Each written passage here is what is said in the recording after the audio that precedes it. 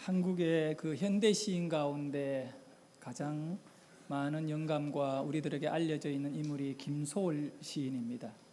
1925년도에 김소월 시인이 이 진달래꽃이라고 하는 시집을 출간했는데, 그때는 일제 강점기 가운데에 그 시 내용들이 하나하나 전부 우리의 아픈 마음을 어루만져주는 참 귀한 시들이 거기에 많이 담겨 있습니다. 그 가운데 초혼이라고 하는 시가 있습니다. 이 그 진달래꽃이라고 하는 시집 안에 초혼이라고 하는 시가 있는데, 여러분 초혼 그런 머리에 가장 먼저 떠오르는 것이 그 다음에는 재혼입니다. 그 초혼과 재혼이 아니라 이 초혼은 초청한다 혼을, 그러니까 혼초청입니다. 그 뜻이 혼을 초청한다라고 하는 그 의미를 갖고 있는데, 이 시의 내용의 그 배경이 뭐냐 하면 사람이 죽잖아요. 지금 뭐 도시 문화 속에 병원에서 다 돌아가시고 이러니까 이런 문제가 좀 흔하지 않습니다만, 이런 일들이 그 옛날의 시골에 제가 어릴 때 보면 이제 집안에서 거의 운명을 해요. 그런 가족들이 다 몰려 앉아 있다가 숨을 거두는 그 순간에 통곡이 집에 진동합니다. 그러면 그 중에 한 명이 그 고인이 입었던 처마저고리나 아니면 두루마리, 남자 같은 경우에는 이걸 갖고 마당으로 나옵니다. 뭐 몇 시이든 상관없어요. 한밤중이든 대낮이든 간에 마당으로 나와가지고 북두 칠성에 있는 북쪽을 향하여 두 손을 들고 이 그 옷을, 고인의 죽은 사람의 옷을 들고 흔들면서 정말 목이 터져라 슬픔으로 죽은 사람의 이름을 한없이 외칩니다. 뭐 예를 들어가 내가 죽었다면 한우가 그러면서 외치는 겁니다. 이미 몸에서 혼이 떠났는데 떠난 사람의 혼을 그리워하면서 죽은 사람의 이름을 부르는 거예요. 이 김소월 시인의 초혼 앞에 나오는 식구들이 이렇게 시작됩니다. 산산이 부서진 이름이여, 허공 중에 헤어진 이름이여, 불러도 주인 없는 이름이여, 부르다가 내가 죽을 이름이여. 이제 부르다가 그 이름을 부르다가 이제는 결국은 내가 죽게 된다. 그런 것 같아요. 여러분, 죽은 사람 평생을 불러봐요. 돌아오나? 대답이 있나? 결국은 내가 죽게 되는 거예요. 여러분, 오늘 이 하나님께 예배하려고 나왔습니다. 이 교회 신앙생활 가운데 가장 중요한 집약체가 뭐냐 하면 하나님의 이름을 부를 수 있다는 거예요. 예수 그리스도의 이름, 그리고 여호와 나의 하나님. 기도 속에도 이름을 부르고 찬양 속에도 이름을 부릅니다. 저와 여러분이 부르는 그 하나님의 이름은 오늘 김소월 시인이 초혼에서 의미하는 산산이 부서진 이름이 아니에요. 허공 중에 헤어진 이름도 아니고, 불러도 주인이 없는 이름이 아니에요. 부르다가 우리가 지쳐 쓰러질 이름도 아니고, 예레미야 29장 12절의 말씀에 보면 우리가 부르는 하나님의 이름은 어떤 이름이냐? 너희가 내게 부르짖으며 내게 와서 기도하면 내가 너희들의 기도를 들을 것이요. 우리는 주의 이름을 부르면 주님은 살아계시기 때문에 우리가 부르는 그 이름에 반응하시고 우리를 만나 주십니다. 하나님께서 우리를 이제 이 믿음으로 불러주셨어요. 신앙생활하고 또 이렇게 예배하고 이런 목적이 뭘까? 왜 여러분이 오늘 이 자리에 와서 앉아 있는가? 하나님, 여러분을 부르신 목적은 딱 하나입니다. 그것은 바로 여러분을 축복하시려고 부르셨습니다. 다른 이유 없습니다. 교회에 일 시키려고 부르지 않았습니다. 뭐 숫자 노름 아닙니다. 하나님이 나를 부르신 이유 중에 가장 큰 이유는 나를 축복하시려고. 그것이 성경의 일관된 부르짖음이고 강조입니다. 우리가 그걸 모르고 딴 것에 마음을 두니까 늘 상처를 받게 되고 또 우리 자신들이 영적으로 방황하게 되는 겁니다. 하나님이 왜 나를 부르셨을까? 믿음을 주셨을까? 믿음 생활이 이렇게 고달플까? 답이 없어서 그래요. 답은 하나입니다. 나를 축복하시려고 부르셨다. 자, 여러분, 이제 하나님의 그 부르신 목적대로 우리가 그 복을 누리기 위해 오늘 저의 설교의 제목이 뭐냐 하면 기도의 산맥에 올라, 기도의 산맥에 올라 영적 기류를 타자. 이 하나님의 축복을 여러분의 것으로 만들기 위해서는 반드시 기도의 산맥에 올라가야 되는 거예요. 그 높은 기도의 산맥에 올라가면 거기에는 기류의 역사가 있는데 그 영적인 하나님의 기류가 그게 흐르게 되는 거예요. 그곳에서는 나의 삶은 멈추어지고 하나님이 다 일하시는 기적들이 거기에 나타나게 된다는 거예요. 산맥이라는 것은 뭐 작은 그런 봉우리 또는 저게 동산이 아니에요. 안데스 산맥, 또 시에라 산맥, 그리고 이 세계에서 가장 높은 히말라야 산맥, 우리나라에는 태백 산맥, 이 산과 산을 계속 이어가며 높이 하늘을 향하여 솟아오르는 그것을 가리켜 산맥이라고 하는데, 우리의 그 어떤 기도가 단순히 하루 하다가 멈추어지고 또 한 달 하다가 끝내는 기도가 아니라 산맥을 이루는 기도를 도전하시고 그 기도가 쌓일 때에 이제 여러분의 삶이 하나님이 이끌어가는 그 기류에 올라가게 되고 그곳에서는 기적이 일상이 되는 역사가 일어납니다. 말씀해 보면 오늘 22절에 보면 이런 말씀이 있지요. 이 하나님께서 모세를 불러가지고 말씀하십니다. 그 모세에게 말씀하셨다, 하나님. 이제 이렇게 딱 시작되면요, 관심을 가져야 돼. 여호와께서 우리가 부르는 그 이름 여호와, 대답하시는 여호와, 그 여호와께서 모세에게 말씀하여 이르시되, 그러면 그 다음 23절에 이어질 기대감이 여러분에게 있어야 돼요. 하나님이 무슨 말씀을 하셨을까? 하나님이 하신 말씀마다 내게 복이고 내게 힘이고 내게 은혜가 된다, 이런 기다림이 또 기대가 여러분에게 있기를 바랍니다. 무슨 말씀을 하셨을까? 궁금하시면 아멘하고. 예, 무슨 말씀을 모세에게? 자, 그것은 바로 여러분을 부르신 하나님의 목적을 23절에 담아두었어요. 모세에게 말합니다. 모세야, 아론과 그의 아들들에게 말하여 이르기를, 너희는 그 아론과 아론의 아들입니다. 다시 말씀드리면 제사장들입니다. 제사장들은 이스라엘 자손을 위하여 이렇게 축복하여 이르되, 여러분, 영적인 지도자를 우리에게 주신 목적은 단 한 가지, 하나님이 여러분을 부르신 목적을 위하여 영적인 지도자를 줬습니다. 영적인 지도자의 사명이 뭘까요? 아론과 아론의 자손들 제사장들의 사명이 뭘까요?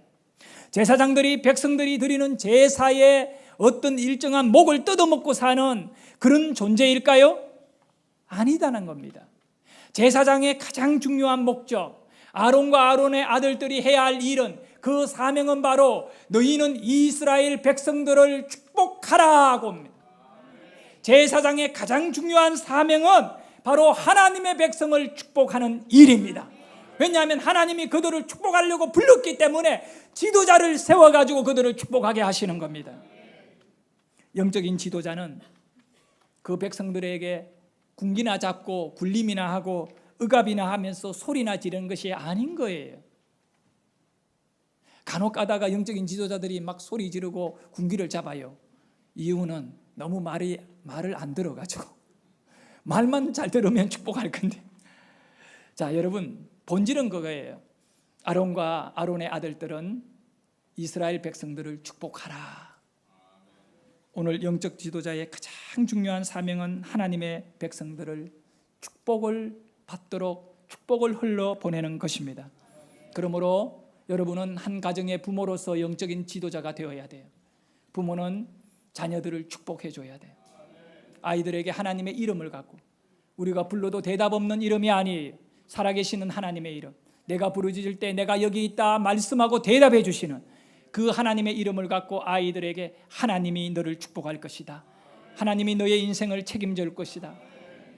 어릴 적부터 그 축복을 선포하기를 바랍니다. 아울러 교회 안에 셀 리더들은 셀 식구들을 말 안 듣는다고 아이고 저런 골칫덩어리 바꿔주세요. 뭐 그 물건입니까? 또 우리 셀 식구들은 뭐 또 속썩이지 마세요. 그러니까 이 셀 리더들의 자세가 뭡니까? 축복이라는 거예요. 말을 듣고 안 듣고 이건 중요하지 않잖아요. 하나님이 내게 주신 이 영혼들을 가슴에 안고 하나님의 이름으로 끊임없이 골방에서 축복하시기를 바랍니다. 그 골방은 바로 그들의 영혼을 살려낼 수 있는 유일한 장소인 거예요. 그래서 리더들이 늘 그 이름과 하나님의 이름을 부르짖으면서 축복 기도한다면 그 셀은 변화가 되고 부흥이 될 것입니다. 회사를 경영하는 사장들은 정말 직원들에 대하여 저희 교회에도 저는 뭐 사장은 아니고 목회자이지만 우리 교회에 직원이 많이 있잖아요. 그런데 이 직원들에 대해서 장점이 있고 단점이 있어요. 때로는 너무 답답할 때가 있고 이해가 안 될 때도 있어요. 하지만 내가 이렇게 생각해 보니까 잔소리한다고 변화되는 게 아니에요. 꾸지람한다고 되는 것도 아니고 축복을 하면 되구나. 하나님이 그 사장들에게 직원들 일 못한다고 의겁저고 막 이렇게 가고 머리 막 때리면서 야 회사 그만둬. 요즘 직장에 가면 그러거든요. 그러면 그들이 무슨 길을 피겠습니까? 밖에 나가서도 그렇게 하면 일이 안 되는 거예요. 좀 연약하고 무능하더라도 축복해 주는 거예요. 보이는 곳에서 보이지 않는 곳에서 계속 축복해 주는 거예요. 하나님 저 사람을 축복해 줘야 우리 회사가 잘 될 거 아닙니까? 이렇게 축복하면 그들이 축복을 받으면 회사는 잘 되게 되어 있습니다. 우리 교회 안에서도 마찬가지예요. 여러분은 내가 여기 와서 무슨 이런 희생을 하고 있나 이런 생각하지 말고 하나님 앞에 축복을 받기 위하여 와 있다라고 하는 이런 마음을 가지시기를 바랍니다. 오늘날 우리에게 있어서 이제 나를 축복할 자가 누구입니까? 나를 축복할 자가 내 주위에 얼마나 많이 있습니까? 대제사장. 당시에 아론과 아론의 자손들은 이스라엘 백성을 축복해라고 했는데 오늘날 이 교회 속에 있는 대제사장 제도는 없습니다. 아론도 없고요. 오래전의 얘기죠. 그러면 성경은 우리에게 뭐라고 말씀합니까? 히브리서 6장 19절 20절에 보면 답을 줍니다. 우리 같이 읽도록 하겠습니다. 우리가 이 소망을 가지고 있는 것은 영혼의 닭 같아서 든든하고 견고하여 휘장 안에. 자, 이 말씀을 가만히 한번 볼까요? 19절에 보면 이 소망을 가지고 있다. 이 축복을 받고 있다는 거예요. 이 축복을 가지고 있는 것은 영혼의 닭 같아서 든든하고 견고하다. 안 흔들린다는 거예요. 나의 축복은 안 흔들린다. 나의 인생의 복은 변할 수 없다. 그 복이 뭐냐면 휘장 안으로 들어가는 복이라는 거예요. 휘장은 제사장만 들어가는 곳이에요. 그런데 놀라운 사실은 대제사장이 휘장 안으로 들어가 버리면 그 모든 이스라엘 백성이 다 죄 사함을 받고 대제사장으로 인하여 그 백성 전체가 하나님의 복을 받는 거예요. 그와 같이 20절에 넘어오면 그 대제사장이 누구인가 이 말이에요. 그러므로 앞서 가신 예수께서 멜기세덱의 반차를 따라 영원히 대제사장이 되어 우리를 위하여 들어가셨느니라. 나도 여러분들도 연약하고 죄인이지만 예수가 바로 십자가를 통하여 그의 피를 흐르고 그의 모든 삶이 영원한 대제사장이 되어 주심으로 우리에게 복이 임하는 것입니다. 여러분, 그래서 예수 믿어야 되는 거예요. 여러분이 착하게 산다고 그것이 답이 아니라 예수를 믿는 것이 인생의 답이고 여러분에게 복이 임하는 것입니다. 예수님의 영은 성령입니다. 예수님의 영을 인정하셔야 돼요. 귀신이 있어요. 점치고 할 때 막 귀신들이 역사가 대단해요. 그런데 예수님, 신앙생활하면 예수님의 영이 우리에게 임해요. 예수님의 영이 무슨 영이냐 하면 축복의 영입니다. 한번 크게 입술로 고백합시다. 예수님의 영은 축복의 영이다. 예수님과 떨어지면 복이 떨어지는 거예요. 예수님과 연결되면 복이 내 안에 흘러 들어오는 것입니다. 그래서 예수님의 영은 축복의 영이다. 예수님의 영을 우리는 성령에게 순종하고 그 성령 안으로 들어가야 되는데 요한복음 10장에 정확하게 예수님이 내 안으로 들어온나? 내 안으로 들어오면 복 받는다. 그리고 만약에 다른 것이 너에게 들어가면 너는 저주받는다. 이 얘기를 예수님이 나는 축복의 영이다고 말씀하셨거든요. 요한복음 10장 말씀 한번 읽어보도록 하겠습니다. 9절과 10절입니다. 예. 내가 문이니, 예수님이 말씀하셨어요. 누구든지 나로 말미암아 들어가면 구원을 받고 또는 들어가며 나오며 꼴을 얻으리라. 양에게 이 꼴보다 더 좋은 게 어디 있어요? 그 문이다는 거예요. 양의 문이다. 자, 그러면 10절에 넘어오니까 이런 말씀을 해요. 예수님이 도적이 오는 것은 도적질하고 죽이고 멸망시키는 것이요, 내가 온 것은, 예수님이 여러분에게 온 것은 생명을 얻게 한다. 영원한 생명을 얻게 하고 풍성히 얻게 하려는 거다. 이 축복 아니겠어요? 예수님이 여러분의 가슴에 들어오셔가지고 오늘 축복의 영인 예수님이 여러분의 마음을 위로하고 힘있게 하시기를 소원합니다. 옆에 분에게 한번 축복하십시다. 당신은 축복받기 위하여 부름을 받았습니다. 예수 믿으니까 복 받을 거예요 라고 말하세요. 뭐 복잡하게 하지 말고. 예. 제가 지난 주간에 신문을 읽다가 참 가슴에 와닿는 간정을 봤습니다. 아니, 간정이 아니고 기사 내용을 봤어요. 우리나라의 그 대표적인 떡볶이 뭐 여러 기업들이 있습니다. 제가 생각하는 떡볶이는 그저 학교 앞에 후라이팬 위에다가 뻘건 고춧가루하고 떡볶이 풀어놓고 먹는 것만 생각했는데 이 떡볶이 기업들이 이렇게 크고 매출이 많은 줄 참 깜짝 놀랐습니다. 국가대표라고 하는 것을 약자로 국대라고 해요. 국대 떡볶이라고 했어요. 국대 떡볶이. 이 회장이 김상현 36세 된 분입니다. 하남에서는 보니까 이분 사진도 보여주고 이분 가게도 보여줬는데 여기는 안 보이네. 김소월씨 사진도 보여줬는데 하남에서. 자, 얼굴은 안 보이지만 그냥 김상현 씨가 있어요. 근데 이분이 불교 가정에서 태어난 거예요. 잘 알았어요. 근데 본인이 이제 이렇게 인터뷰하는 기사 속에서 정말 예수 믿기 전까지만 해도 교회를 너무 싫어했다는 거예요. 그냥 막 예수 믿는 사람이 그 원인도 모르게 싫고, 그러면 교회가 미워지고, 이게 마귀 역사거든요. 근데 자기는 그걸 모르고 그냥 교회에 대한 반감과 안티적인 성향을 갖고 늘 그렇게 불평하면서 교회 쪽에는 안 좋은 시선으로 바라봤는데, 살아가다가 30이 넘어가지고 이제 사업은 크게 성공했죠. 총각으로서. 연애를 하고 결혼을 해야 되는데 마음에 드는 아가씨를 한 명 만났는데 아는 게 아니라 예수 믿는 여자야.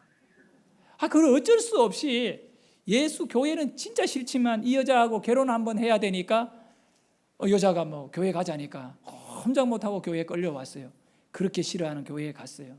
근데 문제는 그 교회에서는 1:1 양육을 안 받으면 안 된다는 거예요. 또 그 양육을 또 받는데 16주 과정, 우리 교회에 지금 목자와 그 다음에 이 셀 리더 또 식구들을 양육하고 똑같은 그 교제예요.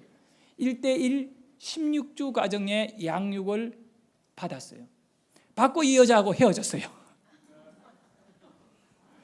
그런데 그 여자하고는 헤어졌지만 자기 가슴 속에 그렇게 반감이었던 교회와 예수에 대한 것이 사라지고, 이 하나님을 믿어야 되지 않는가라고 하는 이런 마음의 변화가 일어나기 시작했어요. 그렇게 고민하고 있다가 이제 여인과 헤어지면서 교회를 바꾸었대요. 그리고 미국에 이제 사업차 출장을 갔는데 좀 더 다른 곳에 투자를 하고 또 이렇게 사업을 하려고 미국에 가는 길에 누군가가 부탁을 한 거예요. 당신 LA로 가면 거기서 그냥 사업만 하지 말고 LA 여행 갈 분들은 꼭 2박 3일 코스로 창조과학탐사 비전 트립이라는 것이 있어요. 꼭 한번 가셔야 돼요, 여러분. 창조과학탐사 비전 트립. 요거 한 300불 정도 내면 갈 수 있습니다. 2박 3일 먹여주고 재주고 합니다. 거기 가면요, 그 유명한 그랜드 캐년으로 가는데 딱 이렇게 한 40명 정도 대형 버스 하나에 딱 싣고 박사가 인수를 해가지고 성경의 흐름을 따라 설명을 쫙 2박 3일 동안 완전히 이 불신자들이 여기에 갔다 오면 다 하나님을 인정하게 돼요. 근데 이분이 그 바쁜 일정 가운데 이 창조과학탐사 비전 트립을 다녀온 거예요. 그게 2년 전 2014년 6월이었어요. 이제 예수 믿고 얼마 되지 않아서 그게 갔다 오고, 그러고는 딱 회사 돌아와서 회사의 비전, 우리 회사의 존재 이유, 그걸 자기 회의실 한가운데 큰 액자를 만들어 걸었어요. 어떤 내용을 걸었느냐 하면 하나님의 나라와 그의 의를 구하는 사랑의 공동체가 되는 것. 그 직원들이 뭐 많잖아요. 근데 우리 회장이 돌았나 보다. 미국에 갔다 오더니 갑자기 뭐 하나님의 의와 회사 목적을 딱 정해놓고 그 다음에 본사 직원들 다 모아놓고는 한마디 했어요. 내가 당신들에게 강제로 예수 믿으라고 말을 못해요. 하지만 내가 부탁드리고 싶은 거는 당신들이 오늘 이후로는 하나님이 어떤 분인지를 한번 알아보는 일에 조그마한 마음이라도 가졌으면 좋겠어요. 그리고 나와 같이 성경 공부하고 싶은 사람은 수요일 날 이 강당에 나와주세요. 회의실에 나와주세요. 그리고 매주 수요일 날 성경 공부를 시작했어요. 지금도 성경 공부를 수요일 날 하고 있대요. 근데 이분의 그 고백은 이렇습니다. 지금 자신의 인생은 얼마나 더 많은 체인점을 누리고 돈을 버는 것이 아니대요. 현재 이 국대 떡볶이를 통하여 어떻게 하면 한 영혼이라도 더 구원하는 것인가? 그것이 자기 인생의 목적이 돼. 그가 이런 말을 했어요. 나는 예수를 믿기 전에는 오직 돈이 전부였습니다. 그러나 내가 예수를 만난 이후에는 나에게는 더 큰 회사와 재벌이 되는 것에 대해서는 더 이상 이제 마음이 없습니다. 나의 오직 한 마음, 다른 사람들이 하나님을 믿도록 도울 수 있는 것이 무엇인가를 날마다 고민하고 있습니다. 너무 겸손한 말인 것 같아요. 사랑하는 여러분, 예수 믿은 지 2년 된 사람의 모습입니다. 그는 축복이 무엇인지를 진정으로 깨달은 사람. 그럼 바로 내 인생의 축복은 예수다라는 거예요. 이 예수를 만남으로 그의 삶은 더 자유를. 그리고 그전에는 사업을 하면 뭐 외형은 컸는데 늘 융자받아가지고 빛에 쪼달리고 힘들었는데 이상하게 2년간 하나님이 모든 빛에서 해방되게 해주셨다는 거예요. 자기는 복음만 쫓아왔는데 하나님은 이 회사를 그냥 책임져 주더라는 것을 아주 깊이 있게 경험한 거예요. 우리 교회 집사님 한 분이 자동차 수리를 하려고 호계동 쪽에 어디에 들렀대요. 들러가지고 수리를 또 했는데 보니까 미사강병교회라고 이거 이렇게 달력이 붙여 있더래요. 고건선 목사님. 그래가 하남에 우리 생수의 강교회가 있잖아요. 궁금해가지고 아니 하남에서 오세요? 그 미사강병교회가 바로 우리 생수의 강교회하고 바로 이렇게 마주보고 있는데요. 그러니까 그분이 그리 얘기해요. 그 교회는 뭐 큰 교회는 아니고 많은 상처와 아픔이 있고 뭐 이런 얘기를 하면서 그런데 본인이 은혜를 받고 하나님 앞에 주일학교 부장을 한대요. 아주 젊은 사람이더래요. 그러면서 정말 그 힘든 순간에 내가 하나님 편에 서야겠다 생각하고 그 교회 건축하고 돈도 없고 막 다 없고 사람들은 또 떠나고 이런 입장이잖아요. 그런데 자기가 그게 충성해야 마음을 먹고 버는 쪽쪽 그게 다 헌금을 때 자기 믿음 없는 사람이 돼. 근데 최소한 이 위기 때는 내가 좀 해야겠다는 이런 마음을 착하게 가진 거예요. 이 위기 때 그래가지고 믿음 없는 사람이 위기 때 중심의 인물이 됐는데 하나님이 자기의 그 사업장을요 중문부에 있는 고건수 목사가 뭐 때문에 인터넷 조사를 해가지고 호계동까지 갔겠어요. 인터넷에서 자동차 수리 잘하는데 막 이러면 추천이 들어오고 막 이래가 자기가 그 차를 몰고 그걸로 갔어 보니까 달력이 오랬더래요. 그분이 목사다니까 간증을 해주더래요. 지금 너무 많은 매출 때문에 자기 평생에 이 자동차 공업사를 하면 이렇게 지금 돈을 많이 번 적은 없는데 자기가 하나님의 축복의 역사를 아주 막 빼저리게 느낀다면서 그런 고백을 하더랍니다. 사랑하는 여러분, 여러분도 그 은혜를 한번 맛볼 수 있기를 소원합니다. 자, 그러면 하나님께서 저도 여러분도 어떻게 축복하시는가? 자동차가 움직이려면 우리가 이 축복을 받으려면 똑같은 말이에요. 시동을 먼저 켜야 돼요. 시동 안 켜고 운전면허 오늘 딴 사람이나 20년 운전한 사람이나 운전석에 앉아놓으면 둘 다 차 못 움직여요. 시동을 켜야 돼요. 새가 하늘에 날려면 어떻게 해야 되나요? 가장 먼저 날기 전에 뭐를 펴야 된다고요? 그러니까 새가 딱 나무 위에 앉아가 내 날아야지 날아야지 날아야지 만 번을 외친다고 새가 날 수 있나요? 못 날아요. 뭐를 펴야 된다? 날개를. 그러면 축복의 출발이 뭘까? 그것은 바로 하나님이 살아계시고 하나님이 계신다. 하나님은 저게 이 돌부처나 나무로 만든 어떤 조각이 아니고 살아계시는 분이다. 성령은 축복의 영이다. 하나님의 존재를 인정해야 돼요. 이것이 자동차의 시동을 켜는 것과 그 다음에 새가 날개를 펴는 것과 똑같은, 그 다음 단계는 축복의 단계예요. 날개를 편 다음에 새가 어떻게 해야 나나요? 날개짓을 해야 돼요. 펄럭이며 날개짓을 해요. 자동차가 시동이 켜지면 브레이크를 풀고 악셀레터를 밟아야 돼요. 여러분이 축복을 받기 위해가 하나님 살아계십니다라고 마음만 가지고 교회 다니는 사람들 중에 영적인 축복에 못 들어가는 사람이 얼마나 많아요. 그 사람에게 부족한 게 뭐냐면 날개짓을 안 한 거예요. 하나님은 믿지만 그 하나님의 이름을 불러가며 축복을 구하지 않았기 때문에. 하나님은 성경에 내게 구하고 찾고 두드리면 내가 주겠다고 말씀하신 대로 말씀대로 하나님은 역사하기 때문에 여러분께서 이제 날개짓을 할 수 있기를 원합니다.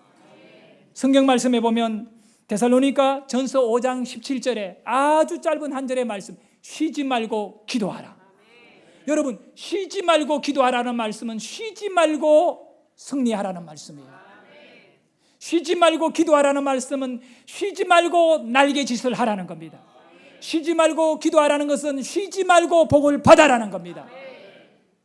새가 하늘에 높이 올라가면 어느 정도의 높은 위치에 가면 그 다음 단계가 뭘까요?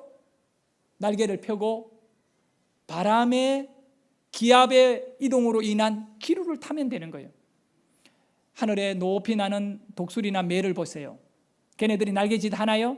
올라간 다음에는 땅에서 올라갈 때에는 부지런히 날개짓을 하지만 저 높은 기류가 있는 곳, 하늘에 이 바람이 흐르는 기류 지역에 올라가게 되면 얘네들은 날개만 펴고요, 그 하나님의 존재를 믿고 그 하나님의 존재에 자기 인생을 다 맡기는 거예요. 새는 거기서 그냥 그 기류 속에 가만히 떠서 태평양을 건너가 버리는 거예요. 중간에 섬에 앉지도 않고 이 우리나라에서 저 동남아까지 제비들이 날아가 버리는 거예요.